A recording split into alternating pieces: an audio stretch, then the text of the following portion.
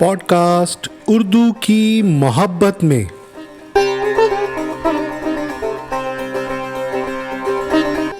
Episode 23 23वीं किस्त।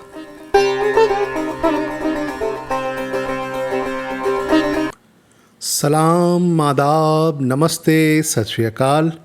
रात के 8 बजे हैं। मैं देव हिंदवी आप सबका अदब और सुखन की इस महफ़िल में इस्तकबाल करता हूँ और खुशामदीद कहता हूँ। उर्दू की इस महफ़िल में आपसे मुलाकात होगी, बात होगी हर शुक्रवार और शनिवार, यानी हर जुमे और हफ्ता रात 8 बजे। हम बात करेंगे हर उस बात पर जो बात उर्दू से जुड़ी हो, चाहे वो शायरी हो या लिटरेचर, तारीख़ हो या लतीफ़े या कुछ और।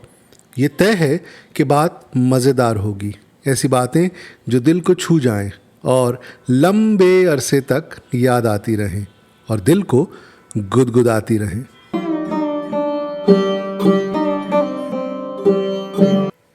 उर्दू की इस महफ़िल में आज बात होगी ज़िला पे। फिर हम बात करेंगे उर्दू के एक जाने माने शायर के बारे में।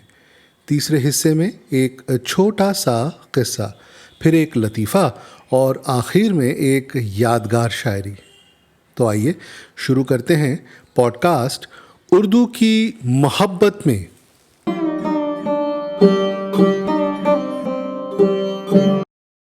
आज हम बात करेंगे उर्दू में ज़िला कहने के बारे में। उर्दू में पहला फ़न अगर दास्तान गोई है तो दूसरा ज़िला है। ये दरअसल शायर अना रायत है जिसने आवाम की बातचीत और मजाक की गुफ्तगू में आके ख़ास रंग पैदा कर लिया। ज़िला में कोशिश की जाती है कि जिस चीज़ का तज़किरा आ जाए उसके तमाम मुतालिक़ात किसी न किसी पहलू से बातों में ले आए जाएं। आज़ाद फ़कीर जो एक ख़ास वजह रखते थे, ज़िला बोलने में बाकमाल माने जाते थे। अमानत ने अपनी शायरी में रायत की इस कदर कोशिश की कि तमाम शायर उन खूबियों से क़ता नज़र करके रायत ही को अपना मकसद करार दे लिया। नतीजा ये हुआ कि उनका कलाम शायरी के दर्जे से निकल के ज़िला बोलने के हुक्म में दाखिल हो गया। मगर लखनऊ के अक्सर आवाम ने अपनी बेतकल्लुफ़ी की सोहबतों में इस फ़न को इस कदर बढ़ा दिया कि अमानत की शायरी पीछे पड़ गई। सच ये है कि किसी जगह के लोग ज़िला बोलने में अहल लखनऊ के उशरे उशर दर्जे को भी नहीं पहुंच सकते। इस फ़न में एक किताब भी शाया हुई थी, मगर हम उसे अब तक पा न सके हैं, मगर कोशिश जारी है। तो उर्दू के बारे में आज इतना ही। आगे मगर बातें होती रहेंगी, ज़िक्र होता रहेगा।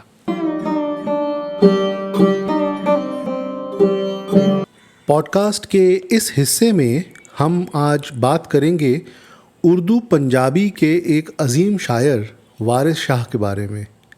1730 में पैदा हुए वारिस शाह पंजाब के मशहूर सूफ़ी बुज़ुर्ग और पंजाबी के अजीम शायर हैं इसलिए कि शायर कभी था या थे नहीं होता। वो रहे न रहे, अपने कलाम से हमेशा ज़िंदा रहता है। उनकी हीर पंजाबी का एक कभी ना अलग हो सकने वाला हिस्सा है। मैं वारिस शाह का ज़िक्र इसलिए कर रहा हूँ कि उन्होंने उर्दू में भी लिखा है जो वक्त की गर्त में कहीं खो गया है। किसी पुरानी बयाज में उनकी एक गज़ल मिलती है, जिस दिन के साजन बिछड़े हैं तिस दिन का दिल बीमार होया, अब कठिन बना क्या फ़िक्र करूं, घर बार सभी बीमार होया। जब वारिस शाह कहलाया ने तब रूह सु रूह मिलाया ने, तब सेज सुहाग सुलाया ने, जिव जान मखजन असरार होया। उनके कलाम में पंजाबी और उर्दू ज़बानें मिलती हुई साफ नज़र आती हैं।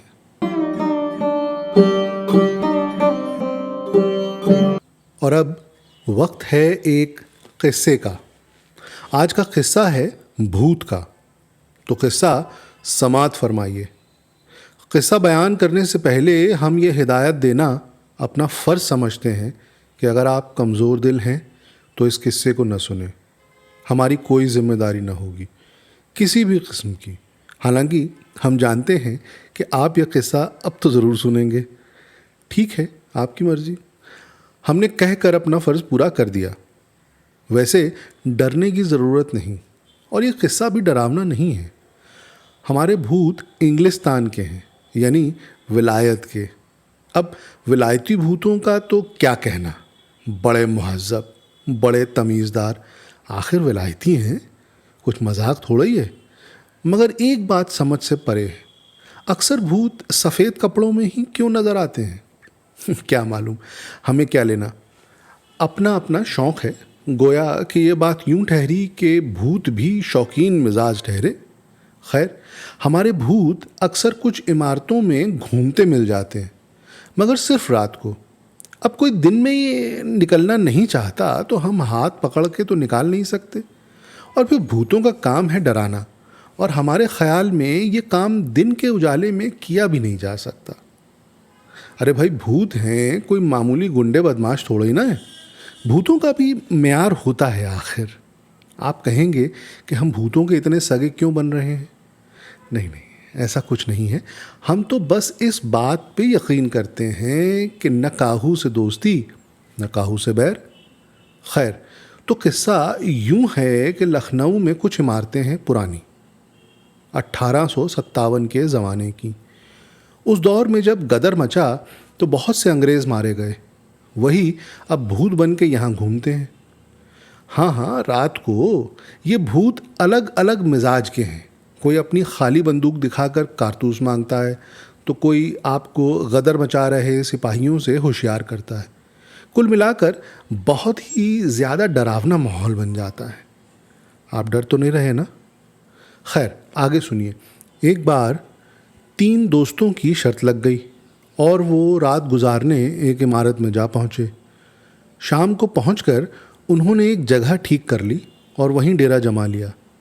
وہ کچھ دیر باتیں کرتے رہے. پھر جب رات گہرانے لگی تو 2 نے واپس چلنے کو کہا. تیسرے نے منع کر دیا اور کہا کہ تمہیں جانا ہے تو جاؤ، میں تو رات یہیں گزاروں گا. بہت سمجھانے پر بھی وہ نہیں مانا. آخر وہ دونوں اسے وہیں چھوڑ کر گھر چلے گئے. صبح ہونے پر جب وہ اس کو لینے واپس وہاں آئے تو دیکھا وہ مر چکا تھا. بہت ہی برا ہوا. بات آگ کی طرح شہر میں پھیل گئی. سیانوں اور بزرگوں نے تانے دینا شروع کیا کہ ہماری کون سنتا ہے. جب 100 دفعے کہا کہ بھوتوں سے الجھنا ٹھیک نہیں، تب بھی کوئی ماننے کو تیار نہیں.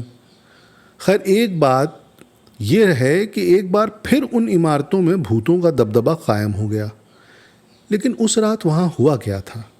یہ بات یوں کھلی جب کسی نے اس پورے معاملے کی اپنے طور پہ تفتیش کی. دراصل ہوا یوں تھا کہ جب وہ لڑکا وہاں اکیلا رہ گیا تو ڈر اس کے دل میں کچھ زیادہ ہی بیٹھنے لگا. بہت سوچنے کے بعد اس نے سوچا کہ سلامتی اسی میں ہے کہ وہ بھی یہاں نہ رکے. مگر جب اٹھنے کو ہوا تو کسی نے اس کا کرتا پیچھے سے پکڑ لیا. اس کی کوشش یہ تھی کہ اٹھے، مگر اس کے پاؤں بالکل ساتھ دینے کو منع کر گئے. پوسٹ مارٹم میں بھی اس بات کا پتہ چلا کہ اسے دل کا دورہ پڑا تھا. ایک چھوٹی سی جھاڑی میں اس کا کرتا پھنس گیا تھا.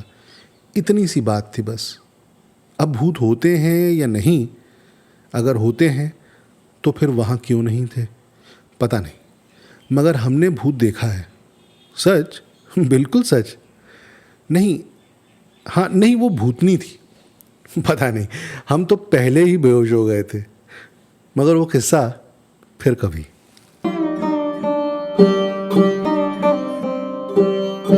اب ایک لطیفہ سنیے. ایک نواب صاحب تھے. انگریزوں کا رعب ان پر بہت طاری تھا. وہ مانتے تھے کہ انگریز قوم بہت دماغی اور طاقتور ہے. ایک دن ان کے چھوٹے صاحبزادے نے آ کر کے کہا، ابا جانی وہ بڑے انگریز گورنر صاحب مر گئے. نواب صاحب نے ٹھنڈی سانس بھری اور بولے، بیٹا وہ انگریز ہے، جو چاہے کر سکتا ہے. پوڈکاسٹ کے آخری حصے میں اب وقت ہے ایک بہترین شاعری کا. آج کے شاعر ہیں شکیل بدایونی. ان کے استاد جگر مراد آبادی تھے اور جگر صاحب کے تو کیا کہنے تھے. آج ان کی ایک غزل پیش ہے تو غزل ملاحظہ فرمائیے. آج وہ بھی عشق کے مارے نظر آنے لگے، آج وہ بھی عشق کے مارے نظر آنے لگے، ان کی بھی نیند اڑ گئی تارے نظر آنے لگے. کس سے جا کر مانگیے درد محبت کی دوا، کس سے جا کر مانگیے درد محبت کی دوا، چار اگر اب خود ہی بیچارے نظر آنے لگے. ہم تو دریا کو ہی سمجھے تھے تلاتم آفریں، ہم تو دریا کو ہی سمجھے تھے تلاتم آفریں، آج تو ساحل پہ بھی دھارے نظر آنے لگے. آنکھ ویراں دل پریشاں زلف برہم لب خاموش، آنکھ ویراں دل پریشاں زلف برہم لب خاموش، یوں تو وہ کچھ اور بھی پیارے نظر آنے لگے. دور تک کیا چل سکیں گے راہ الفت میں شکیل، دور تک کیا چل سکیں گے راہ الفت میں شکیل، جب ابھی سے تم تھکے ہارے نظر آنے لگے، جب ابھی سے تم تھکے ہارے نظر آنے لگے. بڑی خوب غزل کہی ہے. جگر صاحب کا اثر دیکھا.